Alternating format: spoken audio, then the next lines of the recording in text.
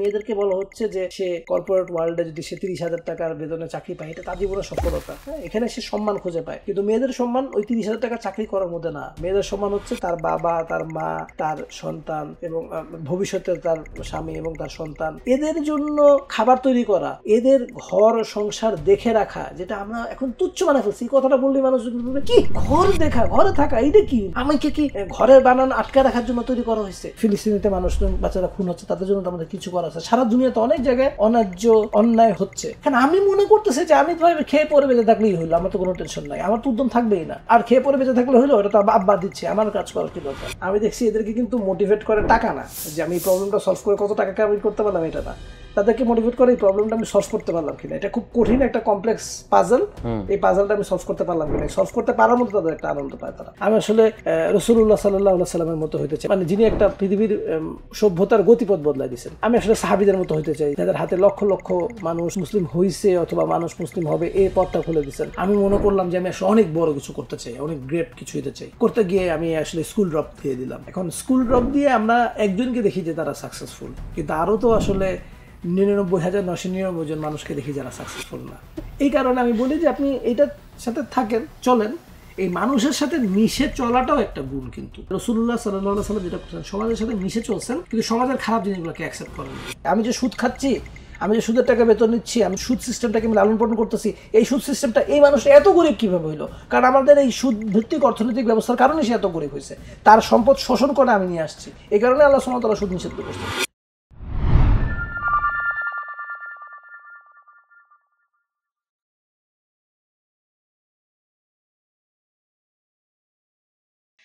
প্রিয় দর্শক, আসসালামু আলাইকুম। স্বাগত জানাচ্ছি অন্যরকম কথার নতুন একটি পর্বে। আজকে আমাদের সাথে সম্মানিত অতিথি হিসেবে উপস্থিত আছেন জনাব শরীফ আবু হায়াত অপু ভাইয়া। আসসালামু আলাইকুম ভাইয়া। ওয়ালাইকুম আসসালাম ওয়া রাহমাতুল্লাহ। কেমন আছেন ভাইয়া? আলহামদুলিল্লাহ, আল্লাহ ভালো রাখছেন। ভাইয়া, আমরাও অনেক ভালো আছি এবং আপনাকে পেয়ে আমরা আজকে অনেক আনন্দিত। আপনার সাথে অনেক কথাবার্তা হবে এবং আপনার কাছ থেকে আমরা আসলে অনেক টিপস নিব। আমি তো ব্যক্তিগতভাবে বটেই, আমাদের দর্শকরা যারা আছেন তাদের মধ্যে অনেকে স্টুডেন্ট, আবার অনেকে হচ্ছে ইয়াং প্রফেশনালস, এবং আমাদের সম্মানিত অভিভাবকদেরও অনেকে আমাদের এই অনুষ্ঠানটা দেখেন এবং তারা বিভিন্ন সময় মন্তব্য করেন যেখান থেকে তাদের কোন জিনিসটা ভালো লেগেছে, কোন জিনিসটা তারা তাদের লাইফে অ্যাপ্লাই করতে চান তাদের মতো করে। তো ভাইয়া, একদম প্রথমেই আপনার কাছ থেকে জানতে চাইব আপনার নিজের একাডেমিক লাইফের কথা। আপনি যখন স্কুলে ছিলেন, যখন পড়াশোনা করতেন, তখন কি ধরনের চিন্তা মাথায় চলতো, বা পড়াশোনা করতে করতে যে রিয়েলাইজেশনগুলো হলো?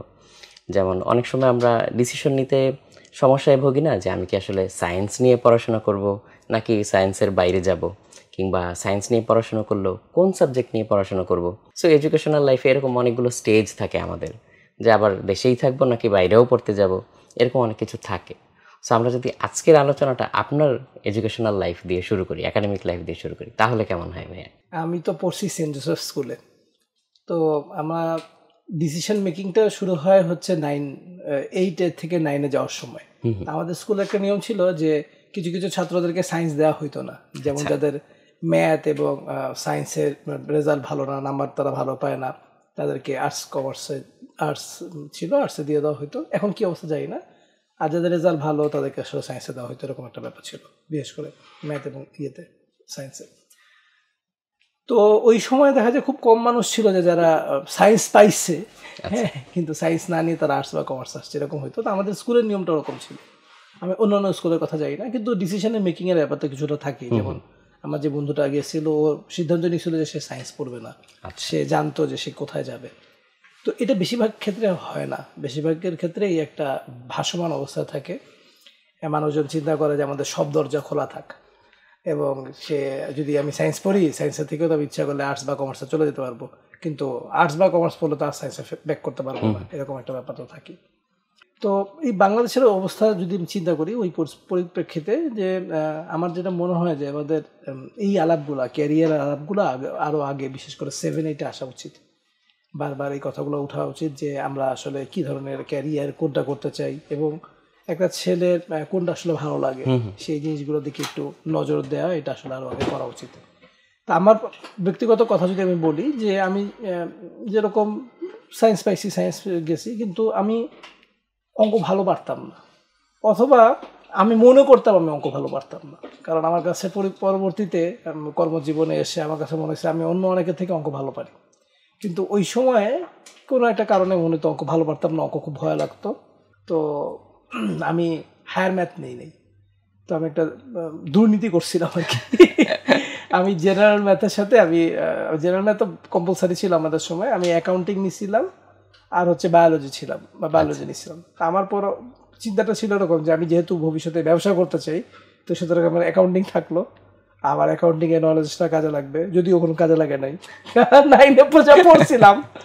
আর বায়োলজি পড়ছিলাম কারণ আমি তো চিন্তা করছিলাম যে আমি জেনেটিক ইঞ্জিনিয়ারিং বায়োটেকনোলজিতে পড়বো, এটা আমার অনেক আগে থেকেই চিন্তা ছিল এরকম।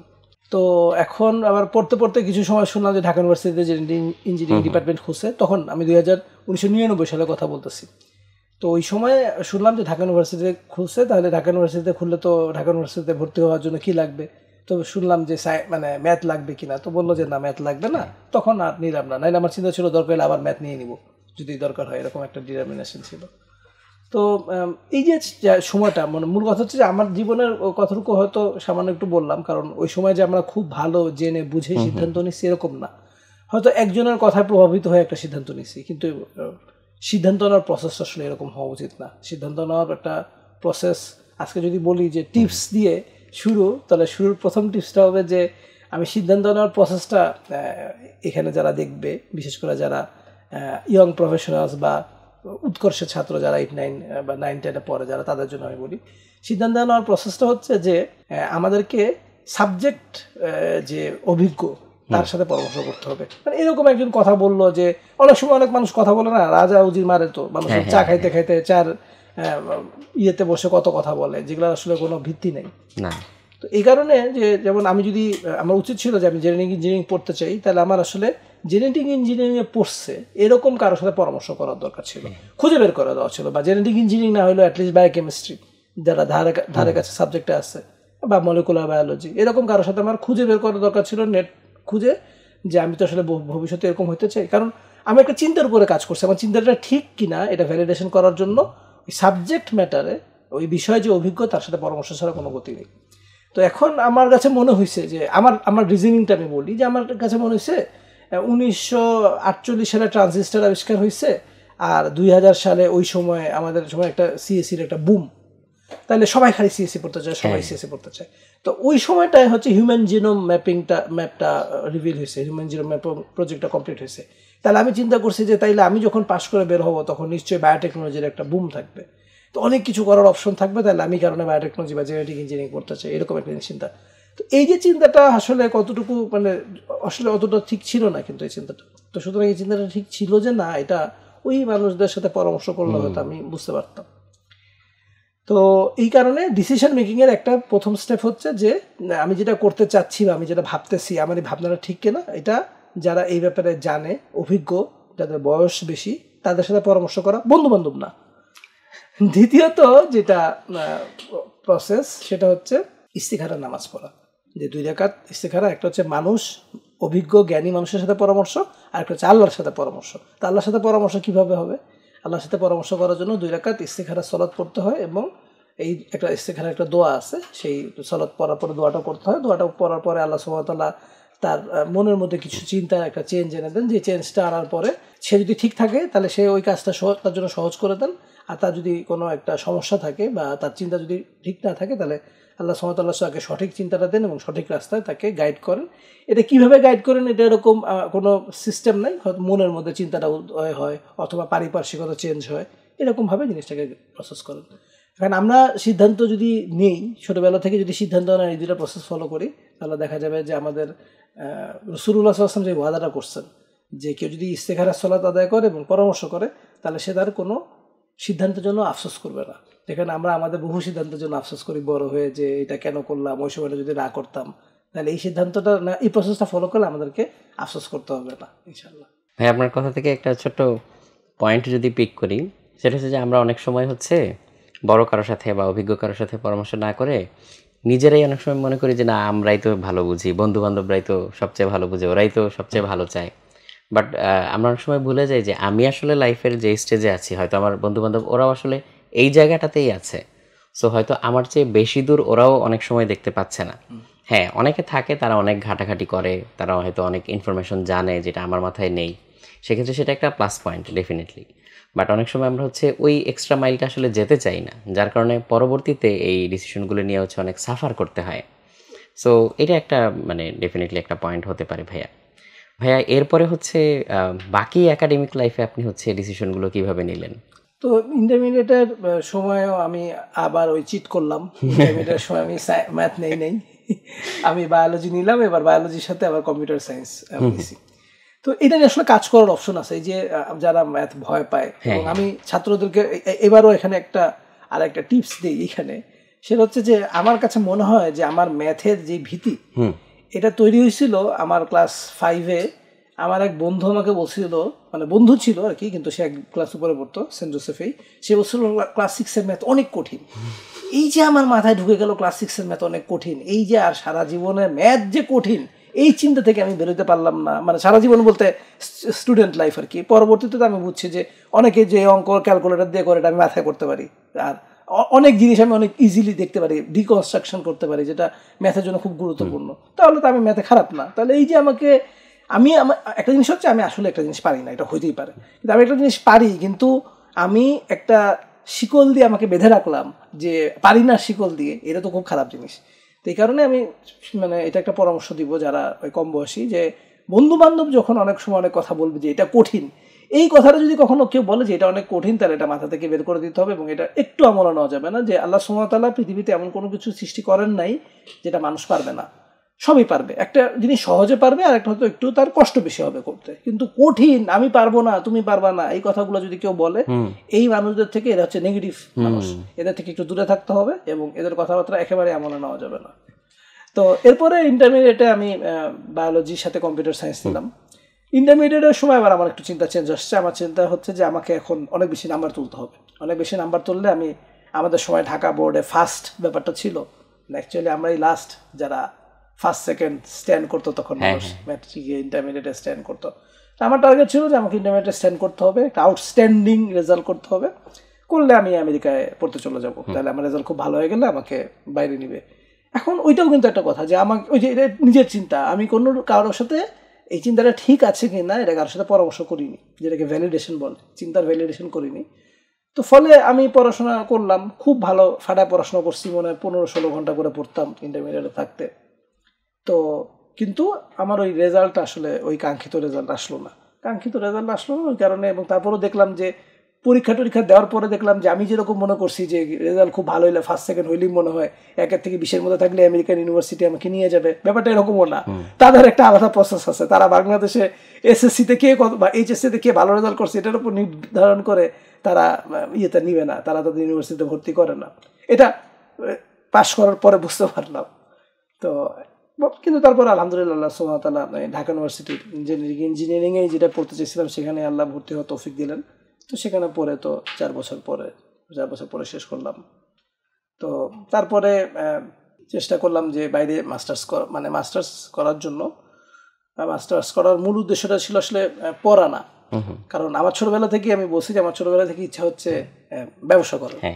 তো এখন আমার বাইরে যেতে চেয়েছিলাম কারণ আমার উদ্দেশ্য হচ্ছে যে এক্সপোজার নেওয়া, যে আমি দেখতে চাই ওখানকার ইন্ডাস্ট্রিগুলো কিভাবে কাজ করে, হ্যাঁ ওখানে কাজ করার একটা অভিজ্ঞতা নিতে চাই, অভিজ্ঞতা নিয়ে বাংলাদেশে এসে আমি এই কাজগুলো করবো, এটা ছিল মোটামুটি প্ল্যান। তো বাইরে গেলাম, বাইরে যাওয়ার পরে পড়াশোনা করলাম। আমি মাস্টার্স আলহামদুলিল্লাহ আল্লাহ সুবহানাহু ওয়া তাআলার রহমতে আমি খুব অল্প সময়ের মধ্যে শেষ করছি, এটা রেকর্ড টাইপের বলা যায়, মানে 1 বছরের মধ্যে আমি মাস্টার্স শেষ করছি আমেরিকার পার্ডু ইউনিভার্সিটির ফোর্ট ওয়েন ক্যাম্পাস থেকে। তো শেষ করার পরে তারপর তো আমি দেশে চলে আসলাম। তো ওইখানেও কিন্তু আমার একটা গ্যাপ ছিল, যে আমরা হয়তো আমার বন্ধুরা যেখানে জিআরই প্রিপারেশন নিচ্ছে, হ্যাঁ আমি এই ব্যাপারটা খেয়াল করিনি। আমি ইউনিভার্সিটিতে পড়ি, তখন টিউশনি করি, হ্যাঁ টাকা ইনকাম করি, খেলাধুলা করি, ফিল্ম সোসাইটি এটা করতাম, আরও এরকম অনেক এক্সট্রা কারিকুলার অনেক কাজ করি। কিন্তু আসলে এই যে আমার প্ল্যানটা যে আসলে 4 নম্বর বছর শেষ করে আমি যে কী করবো, সেটার যে আমার এখন কিছু করা উচিত, ওই জিনিসটা আসলে করা হয়নি। আচ্ছা, ফলে যেটা দেখা গেছে যে পাশ করার পরে আমি জিআরই প্রিপারেশন নিচ্ছি, যেখানে হয়তো আমার অনেক বন্ধু যারা বাইরে যাবে তারা হয়তো জিআরই প্রিপারেশনটা আরও আগে নিয়ে রাখছিল। বাট তো টোফেলেরটা অত সমস্যা হয় নাই আমার, কিন্তু এই যে জিআরই প্রিপারেশনটা একটু সময় লাগে। তো এই জিনিসটাও হয়তো আগে থেকে নিয়ে রাখলে বা ওই যে বললাম যে কারোর সাথে পরামর্শ করে থাকলে সে ওই গাইডেন্সটা দিতে পারবে যে তুমি এই সময় এই কাজটা করো, স্টেপগুলো কি কি। তো এই গাইডেন্সটা আসলে একটু নেওয়া দরকার, বা এই ধরনের কোনো একটা জায়গায় আলাপটাও আসা দরকার যে কেউ যদি বাইরে পড়তে যেতে চায়, অথবা বাইরে পড়তে যাওয়া না, আমি আসলে একটু ব্রড পার্সপেক্টিভে দেখতে চাই যে একটা ছেলে, ছোট ছেলে, বয়স ধর 5-6 পড়ে, এই সময় থেকেই তার আসলে এক্সপেরিমেন্ট করা উচিত যে আমি আসলে কোন জিনিসটাই ভালো। এবং তার বাবা মা, যেহেতু এখানে অনেকে বাবা মা শুনছে তুমি বললা, তো এরকম বাবা মাদেরও আসলে তাদের সন্তানদেরকে এক্সপেরিমেন্টটা করতে দেওয়া উচিত যে আমি কোন কাজটা করতে, আমার ছেলেটা কোন কাজটা করতে ভালো পারে। আমি আমার মেজো ছেলের ক্ষেত্রে দেখি যে ও পড়াশোনায় অত ভালো না বলতে আমি বোঝাতে যাচ্ছি যে তার রেজাল্ট আসলে অত ভালো না, কিন্তু সে যদি চায় সে পড়বে তাহলে সে পড়তে পারে, কিন্তু সে আসলে চায় না, তার পড়তে ভালো লাগে না। এখন এই যে একটা মানুষের পড়তে ভালো লাগে না কিন্তু তাকে আমি জোর করে পড়া বই, তার হয়তো অন্য কোনো কিছু করতে ভালো লাগে যেটাও প্রোডাক্টিভ, যেমন সে ব্যবসা করতে খুব পছন্দ করে, সে অনেক নতুন নতুন আইডিয়া জেনারেট করে, সে তার একটা লাইব্রেরি আছে সেটা দিয়ে সে কিছু রেভিনিউ জেনারেট করে, সে টুকটাক ব্যবসা করার চেষ্টা করে, অনেক কিছু সে করে, সে রোবট বানায় বিক্রি করার চেষ্টা করে, অনেক কিছু প্রজেক্ট ফেল করে। কিন্তু এই যে তার টাইপটা কিন্তু বসে বসে বই পড়বে, প্রশ্নোত্তর মুখস্থ করবে, পরীক্ষার খাতা লিখে দিয়ে আসবে, এটা ও টাইপের মানুষ না, বরং ডুয়ার মেন্টালিটি নিয়ে চলে। এক্স্যাক্টলি, ডুয়ার মেন্টালিটি নিয়ে চলে। এখন ওকে যদি আমি বলি যে ও যদি আমাদের বাসায়, আল্লাহ সুবহানাহু ওয়া তাআলা জন্ম দিয়েছেন, এটা আলহামদুলিল্লাহ, ওর জন্য ভালো, আমাদের জন্য ভালো। অন্য কোনো বাসায় জন্মগ্রহণ করলে ট্র্যাডিশনাল বাংলাদেশি, ওরে মেরে একেবারে ছাড়খাড় করে দিত বাপ মা। কিন্তু আমরা কিন্তু আসলে ওকে বলি যে তুই কোনো রকমে পাস করে যা, কোনো রকমের পরীক্ষা দিয়ে, এটা কারণ তোমার রেসপন্সিবিলিটি তো পালন করতে হবে। কিন্তু তোমাকে কিন্তু আমরা বই মুখস্থ করা এইগুলা করার জন্য তোমাকে আমরা প্রেশার দিচ্ছি না। তোমার যে কাজগুলো তুমি ভালো পারো সেই জিনিসগুলোই তুমি করবা। আমি নিজে বিফোর ইউ স্টার্ট আ বিজনেসের একটা ওয়ার্কশপ আমার আছে, তো ওইটা যেরকম আমি ওদেরকে করাইছি, মানে আমার ছেলেদের জন্য এবং ছেলেদের বন্ধুদের জন্য যারা ব্যবসা করতে চায় তাদের জন্য করাইছি, যাতে একেবারে খুব বড় বড় ভুল সিদ্ধান্ত না নেয়, ছোট ভুল সিদ্ধান্ত নিক, বেসিক প্রিন্সিপালটা যেন মাথায় থাকে। তো এই যে এক্সপেরিমেন্ট করাটা খুব গুরুত্বপূর্ণ, যে আমি আসলে কোনটা ভালো পারি। এইটা যখন সে বিভিন্নভাবে পরীক্ষা করবে, নিজেকে পরীক্ষা করে দেখবে, চেক করে দেখবে যে আমি এটা ভালো পারি, তখন সে তার একটা গোল ঠিক করতে পারবে জীবনে, যে আমি বড় হয়ে এই ধরনের কাজ করতে চাই, এটা পড়তে চাই, বা এই ক্যারিয়ার করতে চাই, বা এই আমি আসলে ফোকাস করি কাজে যে আমি এই কাজটা করতে চাই। তখন সে পরামর্শ করতে পারবে অন্যদের সাথে যে আমি এটা করতে চাই, আপনি তো এটা অনেক দূর আগে গেছেন, আপনি একটু বলেন যে আমার চিন্তাটা ঠিক আছে কিনা। তো সুতরাং এই আগে তো গোলটা যদি ঠিক করা থাকে, ও লক্ষ্যটা যদি ঠিক করা থাকে, তাহলে আল্লাহ সুবহানাহু ওয়া তাআলা কিন্তু কম বেশি তাকে ওখানে নেন। এটা একটা খুব মজার ব্যাপার। যেমন আমি দেখছি যে আমি আসলে উদ্যোক্তা হতে চাইছি, ছোটবেলায় ব্যবসায়ী হতে চাইছি, কিন্তু আমি ব্যবসায়ী না, আমার ডিএনএতে বিজনেস নাই। এবং এটা আমি খুব হামলি বলতেছি, বিনয় করে বলতেছি এরকম না, মানে আমি খুব ভালো করে বুঝি, ওই যে নো দাই সেলফ কথাটা আমি খুব ভালোভাবে মানি, যে আমি বুঝি যে কে কোন মানুষ সেটা বিবেচনা আমাকে করতে হবে, এবং আমি নিজেকেও বিবেচনা করে দেখি যে আমার ডিএনএতে বিজনেস নাই।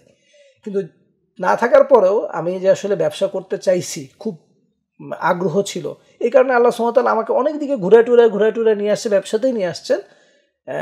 আল্লাহ সুবহানাহু ওয়া তাআলা সেই পরিবেশ এবং পরিস্থিতি সৃষ্টি করে দিচ্ছেন যেখানে এই যে আমি ব্যবসায়ী হতে চাইছি সেই চাওয়াটা পূর্ণ হয়েছে। কিন্তু আমি যেভাবে চাইছিলাম যে রাউটটা বা যে পথটা চিন্তা করছিলাম সে পথে হয়নি, কিন্তু আল্লাহ সুবহানাহু ওয়া তাআলা আনছেন। কিন্তু এই কারণে যে গোলটা যদি ঠিক থাকে কারো, আল্লাহ সুবহানাহু ওয়া তাআলা তাকে, তার জন্য ওইটা যদি খুব ভয়ঙ্কর ক্ষতির না কারণ হয়, আল্লাহ তাকে ওই গোলে নিয়ে আসবেনি। কিন্তু গোল যদি ঠিক না থাকে, যেটা আমি অনেক সময় দেখি যে আমরাও এটা লিখছি, পরীক্ষায় রচনার সময় লিখে রাখছি যে জীবনের লক্ষ্য, আমি কিন্তু আমার জীবনের লক্ষ্যের রচনায় কখনো ব্যবসায় লিখি নেই, কিন্তু অথচ আমি ছোটবেলা থেকে ব্যবসায়ী হতে চাইছি এবং আমার আচরণও সেরকম ছিল আর কি। কিন্তু আমাদের তো আসলে মুখস্থ করে লিখতে হবে না, এটা তো আমি নাম্বার পেতে হবে। হ্যাঁ, নাম্বার পাইতে হবে। আমি যে আসলে কি চাই এটা তো গুরুত্বপূর্ণ না, গুরুত্বপূর্ণ হচ্ছে যে কোনটা লিখলে নাম্বার পাওয়া যাবে। তো এই ব্যাপারটাকে আমি এখনকার বাবা মাদেরকে বলবো, যখন যেহেতু সময় অনেক পরিবর্তন হয়ে গেছে, তো সবসময় কিন্তু তাদেরকে, বাচ্চাদেরকে এই স্বাধীনতাটা দেওয়া উচিত বা এই পরীক্ষা নিরীক্ষা করা উচিত। আমার তো আসলে পরীক্ষা নিরীক্ষা বলতে খুব খারাপ জিনিস বুঝি, যে জীবন নিয়ে এক্সপেরিমেন্ট করা। হ্যাঁ, জীবন নিয়ে তো আপনাকে এক্সপেরিমেন্ট করতেই হবে। এখন যদি না করেন, অল্প পরিসরে যদি না করেন, অনেক বড় পরিসরে অনেক ভয়ঙ্কর ভুল হয়ে যাবে। এরকম মানুষ আমি চিনি যে 7 বছর মেডিকেলে পড়ে সে কাস্টমসে চলে গেছে সরকারি বিসিএস দিয়ে। তো কাস্টমসে যাওয়ার জন্য তো আপনার 7 বছর ঢাকা মেডিকেল কলেজে পড়ার দরকার ছিল না। তাহলে আপনি জীবনে ছোটবেলায় এক্সপেরিমেন্ট না করেন, নিয়ে দেখে বড় হয়ে অনেক ভুল একটা সিদ্ধান্ত নিয়ে ফেলছেন, আপনার জীবনের অনেক লস হয়ে গেছে, আপনার ওই সিটটার প্রতি লস হয়ে গেছে, আপনার সময়ের প্রতি লস হয়ে গেছে। তো এই ব্যাপারগুলো তো আসলে পরবর্তীতে ভুল হবে যদি আপনি আগে থেকে এক্সপেরিমেন্ট না করে, যদি নিজেকে ঠিক না করেন যে আমি আসলে কোন জায়গায় যেতে চাই, কি হইতে চাই। ভাইয়া, আপনি যেমন ছোটবেলা থেকেই চাইতেন যে আমি বিজনেস করব, বা মোটামুটি একটা স্ট্রং ন্যাক ছিল যে এইদিকে যাওয়ার জন্য, তো অনেকের ক্ষেত্রেই সেটা থাকে না।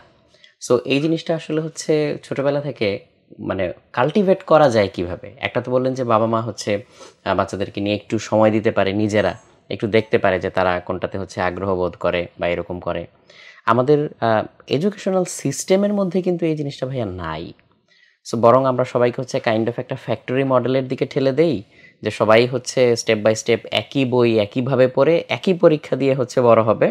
সো তাদেরকে সবাইকে সেম স্ট্যান্ডার্ডে জাজ করা হবে, দেন হয়তো তারা একটা ক্যারিয়ার পাথ চুজ করবে এরকম।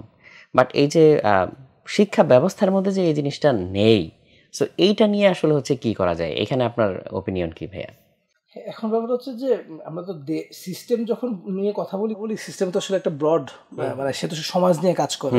সে ফলে সে দেখা যাবে যে সে যদি সমাজের বাচ্চাদেরকে বা মানুষদেরকে কিভাবে আসলে বড় করা উচিত এটা নিয়ে সে যদি করতে চায়, গভর্নমেন্ট যদি একটা জিনিস ঠিক করতে চায়, এটা কতটুকু ফলপ্রসূ হবে আমি আসলে জানি না। কারণ আমরা কিন্তু আসলে আউটলায়ারদেরকে নিয়ে কথা বলতেছি, আমরা কিন্তু আসলে সাধারণ সবাইকে নিয়ে কথা বলতেছি না।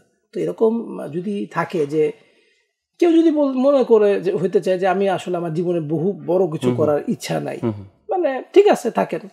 আমি পার্সোনালি বলি যে এটা নিয়ে আমি কোনো পেরেশানি নেই না, মানে পেরেশানি দিইও না। কারণ আপনি যদি সৎ থাকেন, আপনি যদি আল্লাহ সুবহানাহু ওয়া তাআলার পথে থাকেন, আপনার যে দায়িত্ব এবং কর্তব্য আল্লাহ আপনাকে দিয়েছেন এগুলো যদি করে যদি আপনি মরে যান, তাহলে আপনি আল্লাহর কাছে জাহান্নাম যদি থেকে বাঁচতে পারেন, জান্নাতে যদি যেতে পারেন, আলহামদুলিল্লাহ আপনি তো গেলেন।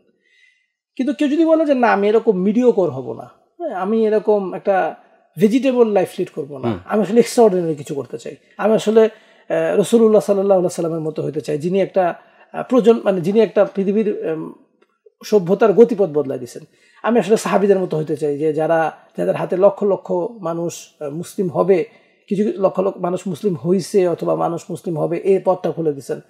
আমি আসলে সাহাবীদের মতো হতে চাই যারা শোষণের যেই সাম্রাজ্যবাদ ছিল সেই শোষণের সাম্রাজ্যবাদের বদলে ন্যায় বিচার ইনসাফ ভিত্তিক শাসন কাঠামো তারা তৈরি করছেন।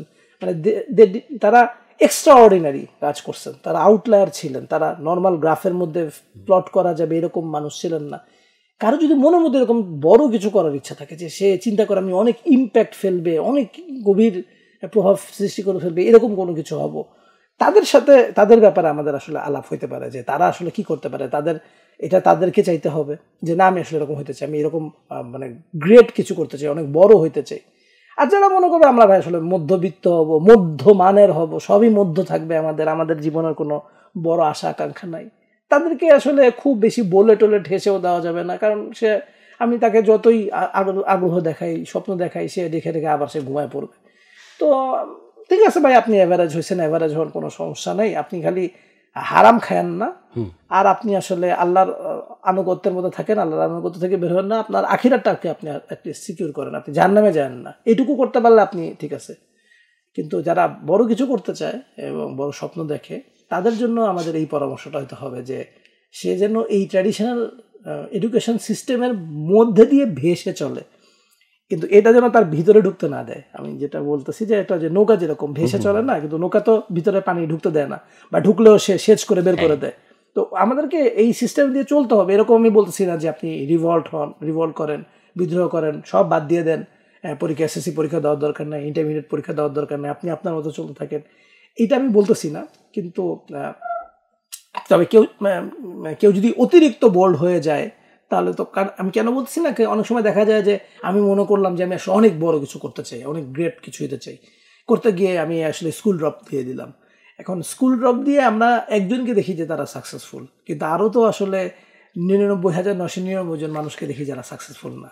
এই কারণে আমি বলি যে আপনি এইটার সাথে থাকেন, চলেন, এই মানুষের সাথে মিশে চলাটাও একটা গুণ, কিন্তু এটাও কিন্তু আমাদেরকে করতে হবে যে সমাজের সাথে মিশে চলতে হবে। মানে রাসূলুল্লাহ সাল্লাল্লাহু আলাইহি সাল্লাম যেটা করছেন, সমাজের সাথে মিশে চলছেন, কিন্তু সমাজের খারাপ জিনিসগুলোকে অ্যাকসেপ্ট করেন নাই, বরং উনি খারাপ জিনিসগুলোকে চেঞ্জ করে ফেলছেন। আবার যে জিনিসগুলো ভালো, যেমন শিভেলারি ছিল ওনার সময়, সাহসিকতা ছিল, এই ব্যাপারগুলোকে কিন্তু উনি কাল্টিভেট করছেন, প্রশংসা করছেন বা এটাকে বার্তা দিচ্ছেন। তো এরকম আমাদেরও এই জিনিসটা করা উচিত যে আমাদের এডুকেশন সিস্টেমের সাথে আমরা চলবো, কিন্তু এটারে আমাদের যারা গ্রেট কিছু বড় কিছু করতে চায় তারা এটাকে ভিতরে ঢুকতে দিবে না, তাদের ভিতরে ঢুকতে দিবে না, তারা এটা দিয়ে প্রভাবিত হইতে দিবে না যে নাম্বার পাওয়াই আমার জীবনের মাকসাদ উদ্দেশ্য, এটা সে হইতে দিবে না। কিন্তু সে এটা বুঝবে যে আমার আসলে 60 পাইতে হবে পরীক্ষা পাস করার জন্য, সামনে আগানোর জন্য আমার যতটুকু দরকার 60 নাম্বার পাইলে হইলো, 60 পাইলে পাওয়ার জন্য আমার যতটুকু সময় দেওয়া দরকার, যতটুকু পড়াশোনা করা দরকার ততটুকু আমি করলাম, আর আমি যেটা জীবনে আসলে করতে চাই সেটার জন্য আমার যে দরকার সেটার জন্য আমি সময় বেশি দিব। ভাইয়া আপনি যখন বাইরে পড়তে গেলেন তখন কি একবারও মনে হয় নাই যে না এখানে তো সোসাইটি অনেক হচ্ছে অ্যাপারেন্টলি হচ্ছে ভালো, নাগরিক সুবিধা ভালো বা অনেক কিছু করা ইজিয়ার, সো এখানেই থেকে যাই, এখানেই কিছু একটা করি? সত্যি কথা বলতে গেলে আমার মনে হয় নাই কেন, কারণ আমার মধ্যে একটা পরিবর্তন আসছিল, আল্লাহ সুবহানাহু ওয়া তাআলা পরিবর্তনটা দিছিলেন এটা আমার ইউনিভার্সিটির শেষ দিকে। ফলে আমেরিকাতে যাওয়ার আগেই আমেরিকার সিস্টেম বা আমেরিকার সমাজের অবস্থা এটা সম্পর্কে আমি কম বেশি জানি। আমি একটা উদাহরণ দেই, যে একটা মুরগি, ব্রয়লার মুরগি, এই ব্রয়লার মুরগি যেখানে লালন পালন করা হয় এখানে কিন্তু হিট দেওয়া হয়, তাপমাত্রা দেওয়া হয়। আমি দেখছি যে শীতকালে অনেক ঠান্ডা, যে মুরগি চাষ করে তারও ঘরে হয়তো এতটা গরম না, সে খুব কষ্ট করে শীতে কষ্ট পাচ্ছে, কিন্তু সে যে ব্রয়লার মুরগিগুলোকে পালন করে সেখানে এরকম করে দেওয়া আছে, বাল্ব দেওয়া আছে, বাল্ব দিয়ে তাদেরকে তাপ দিচ্ছে, কারণ সে চায় না যে ব্রয়লার মুরগিগুলো মারা যাক। আমেরিকার কথা আমি বলি, যদি আমি আমেরিকাতে গেছি, অন্য দেশগুলো কম বেশি হতে একই হবে। আমি যেটা বুঝি যে এখানে সিস্টেমটা হচ্ছে এরকম খুব বিউটিফুল একটা সিস্টেম, যেন ওই সিস্টেমের ভিতরে যারা ঢুকবে তারা যেন বেঁচে থাকতে পারে, তারা যেন ভালো ফিল করে, তারা যেন ভালো প্রডিউস করে। কেন? কারণ তাহলে তাদের যে ওয়ার্ল্ড ভিউ, তাদের যে ওয়ার্ল্ড অর্ডার, সেই ওয়ার্ল্ড অর্ডারটা টিকে থাকবে। তো ফলে আমি কি আসলে ব্রয়লার মুরগি, আমি এখানে লাইট দেখে ওয়াও, হ্যাঁ এখানে ফ্যান ঘুরতেছে ওয়াও, এই জিনিসটা আমার আসলে ওই বুঝটা আমার আগেই হয়েছিল। ফলে আমার কাছে ওখানে মনে হয় না যে না ভাই আমি এখানে থাকি, এই জিনিসটা আমার মনে হয় না। এই যেমন এই যে ফিলিস্তিনের যে ঘটনা ঘটতেছে, একটা ছেলে বলতেছে যে ভাই বাচ্চাদেরকে মারা ঠিক না, মানে বাচ্চাদেরকে মারা ঠিক না এরকম কমন সেন্সের একটা কথা বললে আপনাকে ওই দেশ থেকে বের করে দিতে হবে। এই দেশটা আসলে কি সিস্টেমে চলে, এই মানুষরা আসলে কি মানবিকতা ধারণ করে। এবং ব্যাপারটা তো এরকম না যে সবাইকে বন্দুক নিয়ে গিয়ে গুলি করে অন্যদেরকে মারতে হবে। আমার কোনো সমস্যা নাই, একজন একটা মানুষকে মেরে ফেলতেছে, ছোট একটা বাচ্চাকে বোমা ফেলে মেরে ফেলতেছে, আমার এটাতে কোনো সমস্যা নাই, আমাকে আল্লাহর সামনে দায়বদ্ধতা স্বীকার করতে হবে না। তো এই যে আমেরিকাতে যারা আছে, আমি তো তাদেরকে ওই সময় দেখছি যে অনেক কিছুর ব্যাপারে কোনো কথা বলা যাবে না। হাসিনার সময় আমরা বলতাম যে অনেক কিছু ব্যাপারে কথা বলা যাবে না, এটা খুবই প্রকাশ্যে আসতো। আমেরিকাতেও দেখা এরকম ছিল যে অনেক ব্যাপারে কথা বলা যাবে না, কথা বললে আপনি বুঝে যাবেন, ইশারা পেয়ে যাবেন, কেউ আপনাকে বলবে না, কেউ আপনাকে উঠায় নিয়ে যাবে না। কিন্তু সিস্টেমটাই এভাবে ডিজাইন করা যে অনেক কিছু ব্যাপারে আপনাকে কোনো কথা বলতে দেওয়া হবে না, আপনাকে রাইট কাজটা করতে দেওয়া হবে না। ট্রাম্প এসে যেটা করছে এটা হচ্ছে র্যাডিক্যাল, এসে গ্রেপ্তার করে নিয়ে গেছে যে তুমি আন্দোলন করছো কেন, গণহত্যার বিরুদ্ধে আন্দোলন করছো কেন, এই জন্য উঠায় নিয়ে গেছে। এত র্যাডিক্যাল হতে হয় নাই, কিন্তু সিস্টেমেটিক ভাবে অন্যের বিরুদ্ধে প্রতিবাদ করা, এটাকে দমায় রাখতে হবে। এবং সিস্টেমটা কি? সিস্টেমটা হচ্ছে সুখ, সিস্টেমটা হচ্ছে আরাম। আমি আপনাকে এত ভালো লাগছে, আপনার কাছে মনে হবে আমি যদি এটার ব্যাপারে কথা বলি তাহলে বোধ হয় আমাকে আমেরিকা থেকে বের করে দিবে। আমার এই যে সুখ, আমার এই যে গাড়ি, আমি যে লং ড্রাইভে যাচ্ছি, আমি যে ফাটাফাটি সব খাবার খাচ্ছি, হ্যাঁ আমার যে সুযোগ সুবিধা পাচ্ছি, এইগুলো তো আমি পাবো না। তার থেকে ভাই আমি চুপচাপ থাকি, আমি বেঁচে থাকি, আমি বেঁচে থাকাটাই হচ্ছে আমার জীবনের সার্থকতা। আমেরিকাতে তো কেউ মরে টরে না, সবাই তো বেঁচে থাকে, হ্যাঁ 500 বছর 700 বছর বেঁচে থাকে, তো ওখানে তো কেউ মরে না। তো সুতরাং আমি বেঁচে থাকি, এটাই হচ্ছে যে ভাষা যে তেলা পোকা টিকে আছে আর অতিকায় হস্তি বিলুপ্ত হয়ে গেছে। তো এই জীবনটা আমি আসলে চাই নাই, এবং এই কারণে আমি আসলে কখনো ওখানে থাকতেও চাই নাই। এবং আমি সবসময় চাইছি যে ওখান থেকে শিখতে, বিশেষ করে বিজনেস এবং প্রোডাকশন, বিশেষ করে আমার ইন্ডাস্ট্রি নিয়ে খুব একটা ফ্যাসিনেশন ছিল। তো ইন্ডাস্ট্রিয়াল মেকানিজম ওগুলা যদি শিখে আমি দেশে ফেরত আসতে পারি, এটা আমার অবজেক্টিভ ছিল। পরে দেশে যখন আমি এসে বুঝলাম যে প্রোডাকশন আর আমেরিকাতে নেই, সবকিছু চলে গেছে চায়নাতে, আমি 2011 সালের কথা বলতেছি, তখন দেখলাম যে এখান থেকে আসলে আমার শেখার কিছু নাই। এই কারণে আমি তাড়াতাড়ি ব্যাক করি, বাংলাদেশে ব্যাক করি। আরেকটা জিনিস জিজ্ঞেস করবো ভাইয়া, মানে বিশেষ করে হচ্ছে স্টুডেন্ট লাইফ নিয়েই, কারণ এখন দেখা যায় যে মানে স্টুডেন্ট লাইফেই অনেকে হচ্ছে খুবই মাত্রাতিরিক্ত রকমের হচ্ছে হতাশ হয়ে যায়। সো এই হতাশা, ডিপ্রেশন এবং হচ্ছে কি বলা যায় যে এই যে একটা উদ্যমী মনোভাব, কিংবা হচ্ছে উদ্যোক্তা মনোভাব আমি বাদই দিলাম, সবাই তো আর এন্টারপ্রেনার হবে না, বাট স্টিল জীবন চলার জন্য যে এক উদ্যমটুকু থাকা দরকার সেটাও দেখা যায় যে অনেকের মধ্যে থাকে না। এবং আগে আমরা হচ্ছে বাইরের কথা অনেক শুনতাম, এখন দেশেই প্রচুর অহরহ শুনি যে কলেজে কিংবা ভার্সিটিতে থাকতেই মানুষজন হচ্ছে এই পরিমাণ হতাশ হয়ে যায় সে তার নিজের লাইফকেও শেষ করে দেওয়ার মতো ডিসিশন নেয়। সো এই যে ফ্রাস্ট্রেশন এবং এই যে হতাশার একটা চক্র, কাইন্ড অফ, এখন চক্রই বলবো আসলে। সো এইটা নিয়ে আপনার পার্সপেক্টিভ কী ভাইয়া? মানে একটা মানুষ হচ্ছে কিভাবে তার হতাশা কাটিয়ে উঠতে পারে, এটা হয়তো কিছু পার্সপেক্টিভে আমরা আপনার সাথে আলাপ করতেই পারি আপনার নিজের এক্সপিরিয়েন্স থেকে, বাট ওভারঅল এই জিনিসটা নিয়ে আপনার ওপিনিয়ন কী ভাইয়া?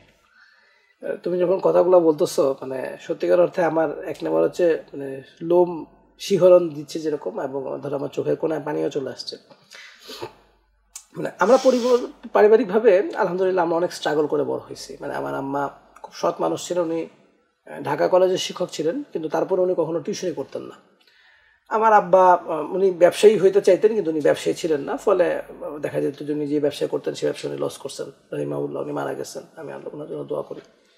তো এখন ফলে যেটা আমাদের যেটা ছিল যে ছোটোবেলায় আব্বা ফিনান্সিয়ালি খুব সাউন্ড না, আবার আমার আম্মা সরকারি কলেজে শিক্ষকতা করেন, যেটুকু বেতন পান এটুকু দিয়ে আমাদের চলতে হবে। হ্যাঁ, যেহেতু উনি মনে করেন যে টিউশনি করা ঠিক না, টিউশনি করলে কলেজের যারা আছে তাদেরকে কম পড়ানো হয় বা কম ইয়ে দেওয়া হয়, কম মনোযোগ দেওয়া হয় তাদের প্রতি।